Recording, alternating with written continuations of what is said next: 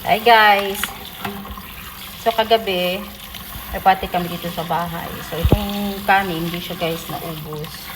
So alam mo ba yung ginagawa namin? Naalala ko kaysa naman itapon, huhugasan pala ito ng pagkalinis-linis na mawala yung mga starch niya. Tapos ibilad sa araw. After siya mabilad sa araw ng ng pagka-dry na talaga, saka natin siya i-fried. So pakita ko yan sa inyo kung paano ko siya i-fry. Yan, mas ito malinis na pwede na ito siyang ibilad sa araw. Go ang bili dado.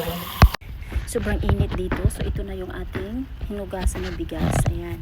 So tinakpan ko siya ng screen dahil maraming mga langaw-langaw dito. O ayan. Pag nag-very dry na siya, saka natin yan siya i-fry. So fry natin to guys, yung rice na pinatuyo natin sa init ng araw. So fry natin ito hanggang crispy. Paborito ng dalawang anak ko guys. Ayan. So kung meron kayong mga bahaw na kanin, tapos gusto niyo na pang-merienda kayo, ito yung gawin nyo guys. Pugasan nyo yan hanggang sa mawala yung mga malambot-lambot na starch niya. Tapos ibilad nyo sa araw. Ang pagkatuyo-tuyo na ganyan. Tapos i-fry nyo lang. Paborito ng mga anak guys. Masarap siya lagyan ng asukal. So ito na siya. Crispy na crispy. One more time. Hindi ko nga naubos po ninyo.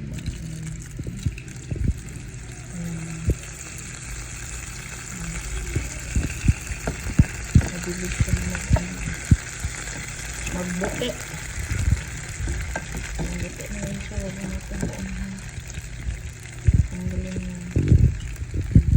Ito guys, luto na yung rice. Crispy. Sarap. Gusto ng anak ko lagyan ka ng sugar kasi gusto nila matamis. Pag may sugar na, tama na. Ayan. Halo na nila yan.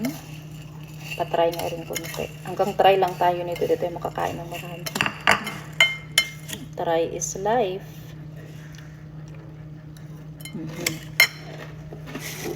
Sarap. Try nyo ito yung sa anak nyo guys. Yung kanin, saing nyo muna.